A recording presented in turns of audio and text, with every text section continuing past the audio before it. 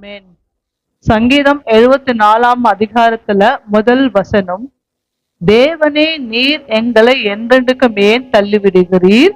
உமது மேய்ச்சலின் ஆடுகளின் மேல் உமது கோபம் ஏன் பொய்கிறது? தேவன் நம்மளை ஏன் தள்ளிவிட போறாரு? நம்ம கிட்ட ஒரு தேவையில்லாத கோபங்கள், நம்ம மனசுல ஒரு சரியான எண்ணங்கள் இல்லைன்னா தேவனுக்கு பிடிக்காத காரியம்.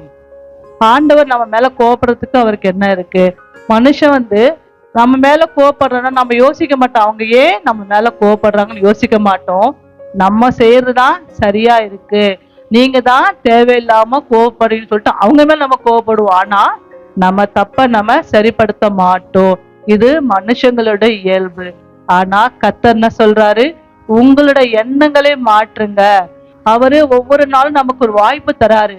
நம்மள சீர்படுத்தவும் சிறப்படுத்தவும் நம்ம வாய்ப்பு தரும்போது நம்ம அதை என்ன பண்ணுவோம்? அவாய்ட் பண்ணிட்டு நான் இப்படிதான் செய்வேன், எனக்கு இது கரெக்ட் சொல்லும் போதுதான் கர்த்தர் நம்ம மேல கோவப்படுறாரு.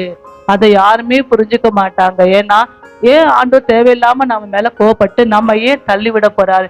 அப்பா என்னைக்குமே நம்ம தள்ளிவிட மாட்டார். நம்மளுடைய கஷ்டங்கள் எல்லாவற்றையும் நம்ம கூட இருக்கிற அப்பா நமக்கு ஏன் தள்ளிவிடுறாருன்னா, நமக்கிட்ட அவருக்கு பிடிக்காத காரியங்கள் நிறைய இருக்கனாலதான் அவர் நம்ம மேல கோவப்படுறாரு.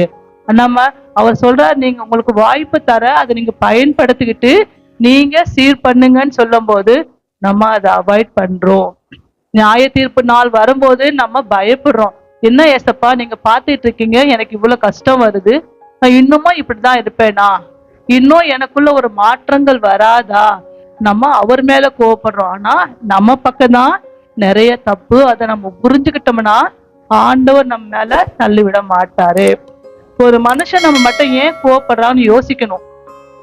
நம்ம பக்கம் தப்பு இருக்கு, அதை நம்ம சரி பண்ண நமக்கு ஈகோ ஒத்துக்க வராது. ஏன்னா நான் தான் கரெக்டா இருக்கேன், நீங்க ஏன் எப்ப பார்த்தாலும் என் மேல குற்றம் சுமத்துறீங்க சொல்லிட்டு நம்ம அவங்க மேல கோவப்படுவோம்.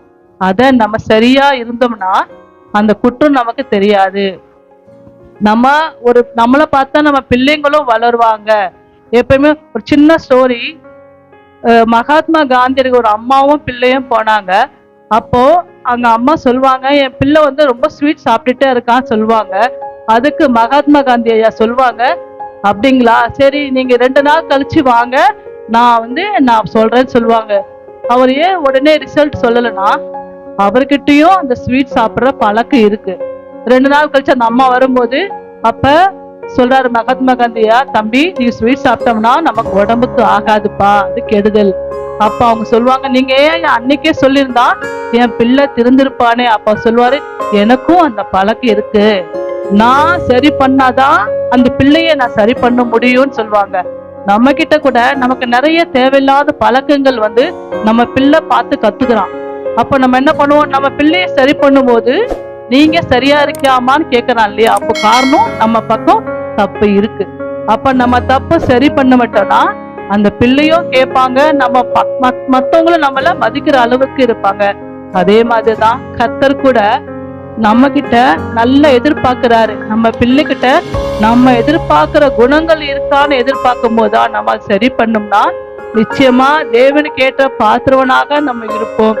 தாவீது ஐயா கூட, ஆண்டவரே எனக்கிட்ட உங்களுக்கு வேதனை தரும் வழிகள் உண்டோன்னு கேட்கிறாரு. அப்போ அவர்கிட்ட கூட எவ்வளோ வேதனை தர வழி இருக்கு, அதை சரி பண்ணாதான் கர்த்தர் அவருடைய எல்லா காரியங்களும் கூட ஜெயித்து கொடுக்கிறாரு. அதே வசனத்துல 9ஆவது வசனம், எங்களுக்கு இருந்த அடையாளங்களை காணும் தீர்க்க தரிசியும் இல்லை, இது எது வரைக்கும் என்று அறிகிறோம் எங்களிடத்தில் இல்லை. இது இஸ்ரவேல் ஜனங்களுக்காக சொல்கிறது.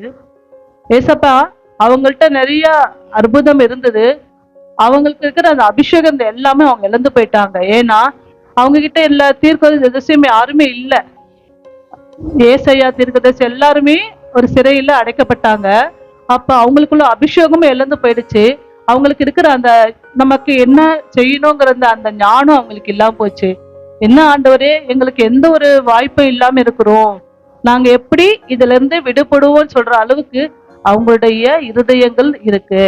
ஏன்னா நம்ம ஒரு ஊழியக்காரர் நம்மளை ஆயத்தப்படுத்துறார். நம்ம எல்லா வழியில கூட பரலோக ராஜ்யமாகட்டும், நம்மளோட குடும்ப வாழ்க்கையில கூட நம்மளை ஆயத்தப்படுத்தும் போதுதான் நம்மளோட வாழ்க்கை சீரா இருக்கும்.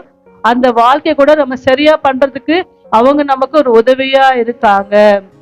நம்மகிட்ட ஒரு ஞானம் வேணும்னா கர்த்தர்கிட்ட கேட்கணும். ஏசப்பா, நான் இந்த காரியங்களை செய்யறேன், எனக்கு நீங்க தான் உதவியா இருக்கணும் சொல்லும் போதுதான் கர்த்தர் நமக்கு நல்ல அறிவை கொடுப்பாரு.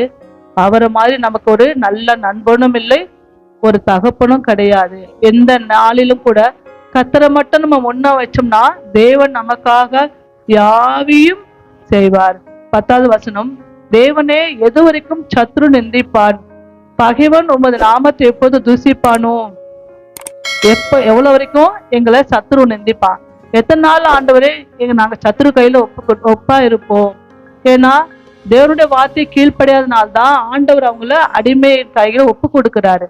கர்த்தர் சொல்லும் போது அவங்க கேட்டோம்னா எந்த மனுஷன் நம்ம தேவையில்லாம அடிமையா இருக்க முடியாது. ஏன்னா கர்த்தருடைய வார்த்தை அவங்க கீழ்ப்படியல.